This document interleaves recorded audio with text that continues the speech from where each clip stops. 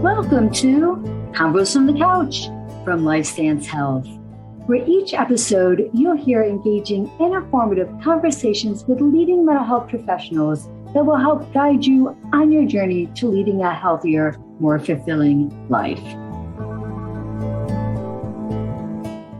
Hello, and welcome to Convos from the Couch by LifeStance Health.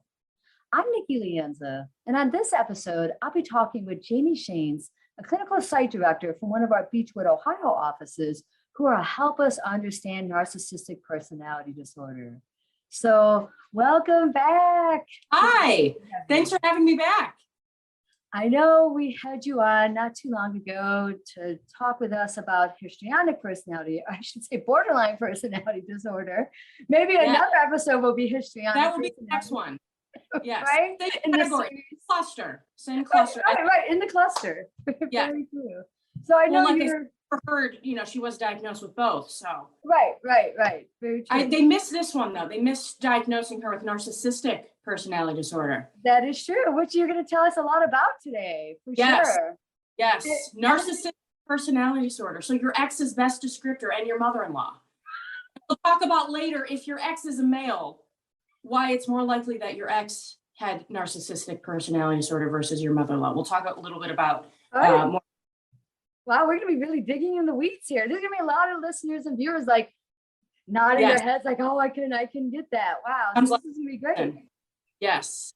So I know you told us a little bit about yourself last time you were on, but do you mind sharing a little bit more about yourself? Yes, absolutely. So I've been at LifeStance now for about 3.5 years. The vast majority of that has, of course, been in COVID. So it's been a wild ride. It has been a wild ride. And now I just read there's the new variant is even more contagious, and it doesn't matter if you're vaccinated. And seems like all of our efforts were the masking and the vaccination was for nothing. But we're trying. We're trying. We're trying also not to get the monkeypox, but who knows what's next? Who knows what's next? Right. Hopefully there won't be any other plague coming up on us. Right. So, which this is probably a good segue into, hopefully there's not a plague of, narcissistic personality disorder people, but can you kind of. It kind of is, kind of. Although, and we'll talk more about someone who's just narcissistic and has narcissistic traits versus someone who actually has this personality disorder. That's actually really important. So let's actually start with, what is narcissistic personality disorder? Why do we start with that? Yeah, so narcissistic personality disorder, along with any other of the 10 personality disorders, the key word is a pattern. So it's not just though someone's, they're being a jerk or they're making everything about themselves in this one moment. It is a consistent pattern. And in this case, we're going to see a consistent pattern of grandiosity, whether that's in their fantasy, their own head, or their behavior, the need for attention and admiration, and their lack of empathy, which is also seen. We also see the lack of empathy in other personality disorders in this cluster, such as antisocial personality disorder. So, and then of course, with all the personality disorders, there's a bunch of criteria. 9 criteria for narcissistic personality disorder. You do not have to meet all 9. You only need to meet 5 in order to be diagnosed with that, which I'll segue into that. So the 9 kind of criteria, and they're all parts of the grandiosity, the lack of empathy, and the need for admiration. They're just broken down more specifically. So the first one is a person has a sense of being super, super grandiose, a high sense of self-importance. We're going to see them exaggerate their successes or talents to the point where it's beyond bragging. It's just obnoxious at that point. The second one we're going to see is a person's going to be preoccupied with fantasies of unlimited success, power, beauty, those kind of things. The third one, we're going to see the person's going to think they're special or unique, and they should only associate with special or unique, high-powered people. So we'll see someone, want to rub elbows with someone who works in government or a high-power attorney, and they're celebrities or something like that. Yes, they're not really friends, and that person might not even like them very much. Okay. but because they are known that they want to rub elbows with them. Number 4 is going to be they require excessive attention. So they are going to thrive off being told they're great, they're confident, they're perfect, and they're often told these things. And we'll get more into that, how people around these individuals respond. We'll get more into that. The next one is a person's going to have a sense of entitlement and also expects favorable treatment. So let's say they go out to dinner, they must have, because they're so important, the best table in the house. It doesn't matter if they didn't make the reservation, doesn't matter if that best table has been booked for 3 months, they have to have it. They have to have it. The next one is these individuals often take advantage of others to get their own needs and goals met. Is that manipulative? Yes, very much so. Very much so. And then kind of goes into the next one is they lack empathy. They're unwilling to recognize or identify with others. They might, at times, they might appear that they are empathetic, but they are not. Oof, that's scary. Yes. That is the one that is very, very similar to antisocial personality disorder. And then another criteria is just overall being very, very arrogant. So this is not a person who's just confident and very sure about themselves. This is very, very arrogant. And last but not least, a person is going to be very jealous of others or think others are jealous of them. Okay. And what we see with this personality disorder is kind of 2 styles, if you will. So there's overt and covert. Okay. Overt narcissist gets thrown around a lot. When people describe that to me, what they're often talking about is the person's narcissistic, but nobody else knows it. When actually a covert narcissist is a person who is more of the vulnerable type. So more of depressed, more of the world is out to get me. Everything is out to get me, versus the overt narcissist is going to be the more grandiose narcissist. Okay. So 2 kind of paths. Got you. Yes. Now you just described narcissistic personality disorder. You mentioned that some people can have narcissistic traits. Yes. Chatting about that? Yeah. So it's probably more likely when someone's like, oh, my mother-in-law, so, such a narcissist, that they just have traits. They can be this way at times, versus with this personality disorder, we're going to see this when a person is a young adult, and it does not go away. So a personality disorder, again, as borderline personality disorder, histrionic, it is someone's hardwiring. There is no cure. Okay. The symptoms at times can be managed, but there is no cure, and it's constant, consistent pattern. It's not just moments. So more likely that someone has narcissistic traits versus a personality disorder, but this is one of the personality disorders that, because these individuals are not very likely to seek treatment, that our numbers of how many people in the population have this are not accurate at all. So it is possible a clinician can go their entire career with ever seeing this personality disorder, because if they're so great and perfect, why would they need therapy? Why would they be coming to therapy? Right. Yes, they don't have anything wrong. And the other part of this is often these individuals are very successful. We see CEOs who have narcissistic personality disorder. So if they're, making money and they have a great job, why would they need therapy? Everything's fine. Yeah, so we often see CEOs have narcissistic personality disorder. Wow. And then oftentimes they have bullied and manipulated their way to the top. So that is something to look at as well. Yeah. So what would cause someone to develop narcissistic personality disorder, or even narcissistic traits? I don't know if there's a way of why they would. Right. There's not a one answer for this at this time. There's a lot of research being done, but we kind of see the nature versus nurture take place in terms of why this happens. Could be a genetic component. Research is still being done on that. So for example, if somebody's parent has this, there could be a higher chance that they develop it as well. But I think another area that's important is parental styles. And we see, again, 2 extremes. We could see the parent who is neglectful and pays no attention to their child, and that child then develops this personality disorder.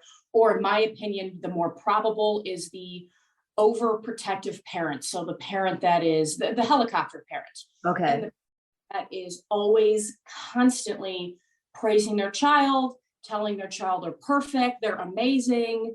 We could relate this to how kids these days, you can stand there and you get a participation trophy, even though maybe you didn't even touch the basketball. So in my opinion, it's probably the latter, where it's the overprotective parent who is hyper fixated on their child and constantly telling them they're perfect. And then it develops. Got you. Yeah.